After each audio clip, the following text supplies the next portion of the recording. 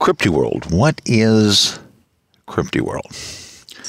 Well, crypteworld is basically a large construct. We're talking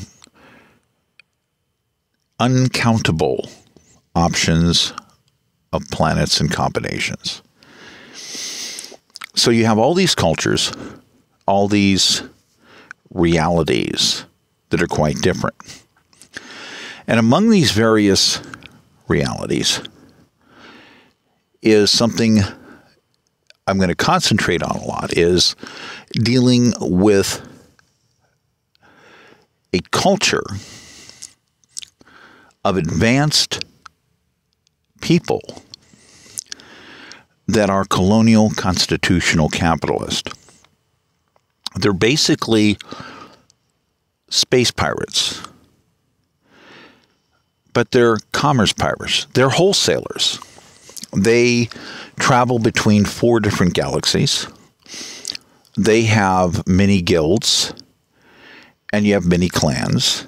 And among them, you have a unique environment, as you have incredibly high technology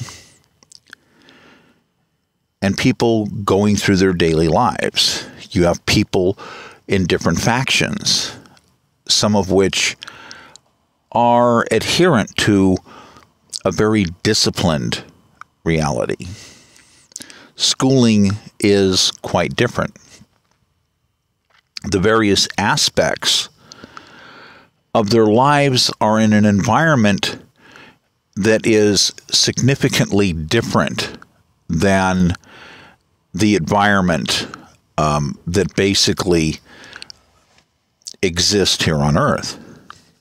Their environment is one of total transparency.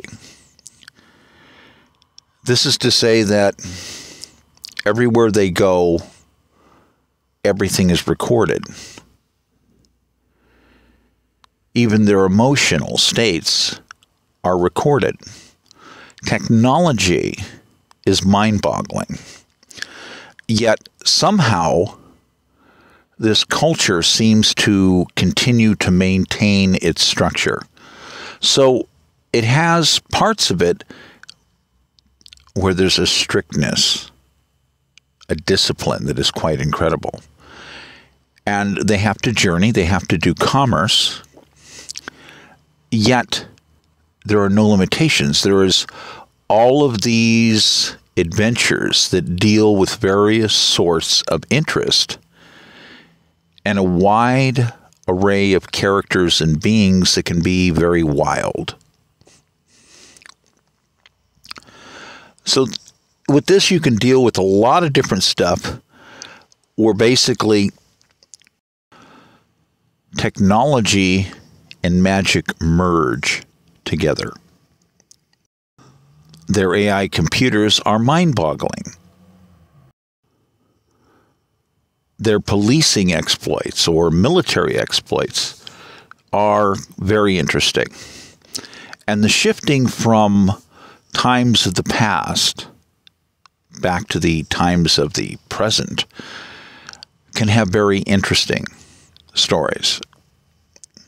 These can be anything from the memories of ancient days of pirates under commission for basically being able to participate in letters of marque and, of course, have great percentages, getting rich quickly.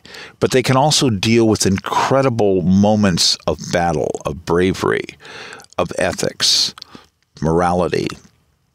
You can also have intense moments of battle where literally they're dealing with ships that are broke down and they're dealing with cannons that they're trying to get anything they possibly can to be able to throw at other ships.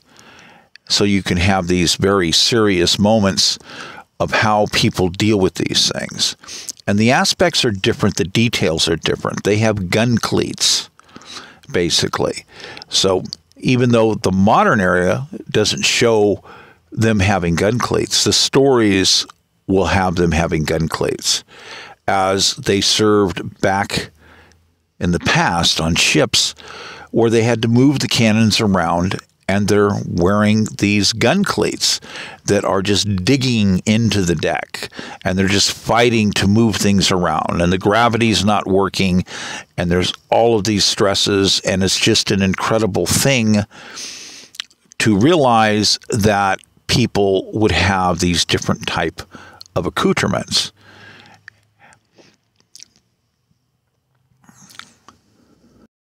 There's also kind of a family orientation and a feeling that all of these people brought together are as though family.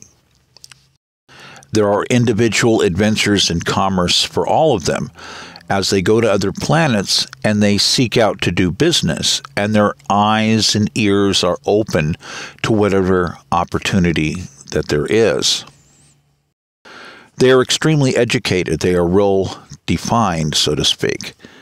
They are collectors of artifacts and books, yet they are still people that will play with the simplest of things. They like drones. They like models. They like doing things differently. They go to restaurants where you choose your fish, that you choose your food. So you walk up to a controller and you literally help yourself by picking the fish that you want, and you drive it with the controller, where basically you're going to puppet your own food into the process of becoming yours.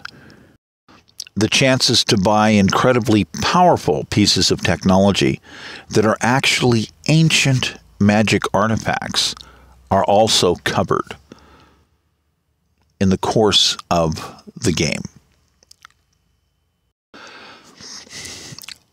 Their ethics are a unique set of ethics. They can be very extreme.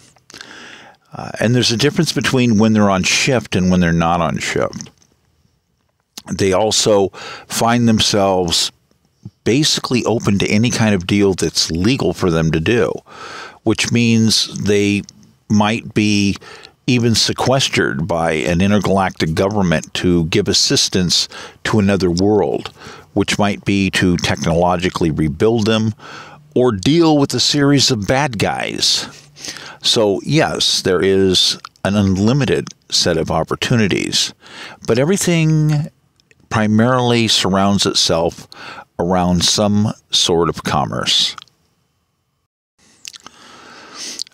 They're into other things, botany. You've got botany, the concept that you can find one plant that nobody in any of the galaxies that they work with has is, a complete dream. You are going to be very, very rich if you find a plant that nobody has. That's like, that's going to buy you your own personal little starship. You have discoveries. They're evaluating everything constantly to see what kind of a plant that it might be. Can this plant replicate serums? What are its properties? Because they are the ultimate in salvagers and doing this, and they have many of these things done for them because they have incredibly powerful AIs. They're commerce agents for film products, for songs from other worlds, because again, there lies incredible riches that can literally fit in the palm of their hand.